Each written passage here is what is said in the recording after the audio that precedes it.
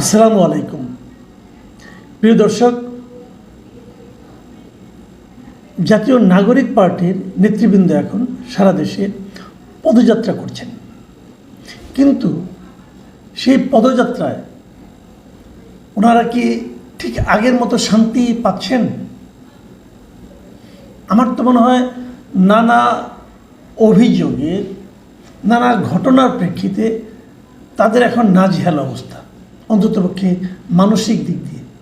আপনারা লক্ষ্য করেছেন গোপালগঞ্জ থেকে শুরু করে গোপালগঞ্জে, তারপরে কক্সবাজারে, তারপরে দেখলাম নেত্রকোনায়, ওনারা কিন্তু প্রতিটা মিটিংয়ে কোনো না কোনো সিনিয়র লিডারকে, কোনো না কোনো দলের সিনিয়র লিডারকে লিডার সম্পর্কে তারা নানা ধরনের কটূক্তি করেছেন, নানা ধরনের আপত্তিকর মন্তব্য করেছেন। এটা আমরা দেখেছি। সেই লোকগুলিকে ডিফেম করে এক ধরনের আনন্দ প্রকাশ করেছেন, অথবা ডিফেম করার মাধ্যমে তারা যে একটা বিরাট কেউ কেটা গোছের কেউ, সেটা প্রমাণের চেষ্টা করেছেন।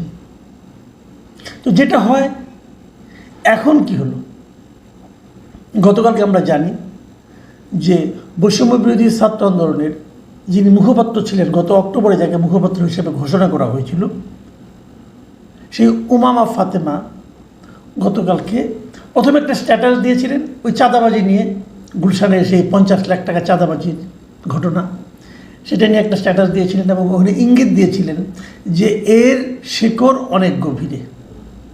এবং তারপর রাতে উনি একটা লম্বা সময় নিয়ে ফেসবুক লাইভে কথা বলেছেন। প্রায় 2 ঘন্টা 24 মিনিট ছিল সেই লাইভের দৈর্ঘ্য। মানে অনেক কিছু, উনি যা মনে এসেছে সব বলে দিয়েছেন। এটা যে সাজানো গোছানো সম্ভব না, এবং উনি কথা বলতে বলতে আবেগ আপ্লুত হয়ে গেছেন, কান্না করেছেন। এবং ওনার মূল বক্তব্যটা কি? মূল বক্তব্যটা হলো যে গত আগস্টে, 5ই আগস্টে যখন শেখ হাসিনা সরকার দেশ থেকে পালিয়ে গেল, তারপর থেকে ওনার দৃষ্টিতে এই বৈষম্য বিরোধী ছাত্রদের মধ্যে একটা বড় অংশ হঠাৎ করেই নানা ধরনের জবরদখল, চাঁদাবাজিতে জড়িয়ে পড়ে। এবং এক পর্যায়ে ওনার মনে হতে থাকে যে জুলাইকে, এই জুলাই যে চেতনা, জুলাই যে শব্দ, এটাকে তারা মানি মেকিং মেশিনে পরিণত করে ফেলেছে। দেখুন, বিশাল একটা বড় অভিযোগ। কিন্তু জুলাইয়ের চেতনা নিয়ে দেশটাকে বিভক্ত করা হচ্ছে ক্রমাগত। এটা আপনারা দেখেছেন যে এই জুলাইয়ের সৈনিক, এই জুলাইয়ের চেতনা ধারণ করছে, এই জুলাইয়ের আহত, এই জুলাইয়ের নিহত, এই সবগুলোর কথাই আসলে যারা উচ্চারণ করছেন তাদের মধ্যে বেশিরভাগ মানুষ এগুলিকে উচ্চারণ করছেন যার যার ধান্দা চরিতার্থ করার জন্য। উমামা ফাতেমার বক্তব্যে মোটামুটি এটাই পরিষ্কার হয়েছে। আমি তবুও কিছু কিছু জায়গায় ওনার বক্তব্যগুলো আমি একটু পড়ে শোনাতে চাই। উনি এক জায়গায় বলেছেন, মুখপাত্র হওয়ার পর প্রথম আবিষ্কার করেছি যে এগুলো দিয়ে লোকজন নানা কিছু করছে। আমার কখনো মাথায় আসেনি যে এগুলো দিয়ে টাকা পয়সা ইনকাম করা যায়। তাহলে হোয়াই ইন দ্য আর্থ এটাকে আমি একটা মানি মেকিং মেশিনে পরিণত করতে যাব? কিন্তু দুর্ভাগ্যজনকভাবে সেটা হয়েছে খুবই কমন, খুবই রেগুলার বেসিসে হয়েছে। মানে খুবই প্রায় সবাই করেছেন, উনি যেটা বলতে চেয়েছেন। উনি আরেক জায়গায় লিখেছেন, আরেক জায়গায় বলেছেন যে 5ই আগস্টের পরদিন সকালবেলা থেকেই দেখি সমন্বয়ক পরিচয়ে নাকি এক একজন এক এক জায়গায় গিয়ে নাকি দখল করছে। আবার আরেক জায়গায় উনি বলেছেন যে এই বৈষম্যবিরোধী ছাত্র আন্দোলনটা ওই সময়ে উনি এটা জানি নাই। উনি বলতে চেয়েছেন যে এটা আসলে কী দরকার, মানে এই নামটা দিয়ে আন্দোলন শেষ হয়ে গেছে, হাসিনা পালিয়ে গেছে, এখন আর বৈষম্য বিরোধী ছাত্র আন্দোলন এই পরিচয়টা, এই সংগঠনের ব্যানারটা ব্যবহার করতে হবে কেন?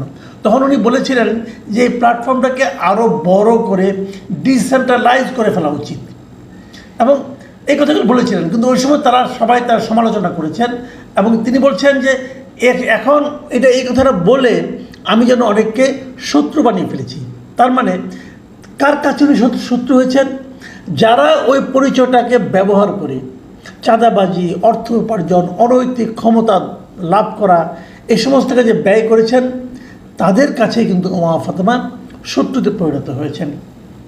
উনি আরেকটা গুরুত্বপূর্ণ কথা বলেছেন, সেটা হলো বৈষম্যবিরোধী ছাত্র আন্দোলনের সবগুলি সিদ্ধান্ত হেয়ার রোডে, মানে উপদেশে যে বাসভবনগুলো আছে, হেয়ার রোডে বসে ঠিক করা হতো, সেগুলোই বাস্তবায়ন হতো। মানে সংগঠনের নাম বৈষম্যবিরোধী ছাত্র আন্দোলন, কিন্তু এই সমস্ত সিদ্ধান্ত হতো উপদেষ্টাদের বাড়ি থেকে। তার মানে এই ধান্দাগুলোর সঙ্গে প্রকারান্তরে ওনারাও জড়িত ছিলেন বলে, হয়তো এখনও আছেন জানি না, উমামা ফাতেমা দাবি করছেন। এবং উনি আরও কিছু অদ্ভুত কথা বলেছেন, যে যেমন উনি বলেছেন, ওনার ভাষায় আমি বলি, উনি বলেছেন বিষয়গুলি এত অদ্ভুত ছিল যে কোনো কিছুর কোনো ঠিক ঠিকানা ছিল না। চাঁদাবাজির অভিযোগ আসতো, একজনের বিরুদ্ধে যে স্বজনপ্রীতি ও টেল্টার দেওয়ার যে অভিযোগ আসতো, এগুলো আমি খুব ভালো করেই জানতাম। শুধু চট্টগ্রামের কাহিনী সলভ করতে গেলে অনেকের প্যান্ট খুলে যেত।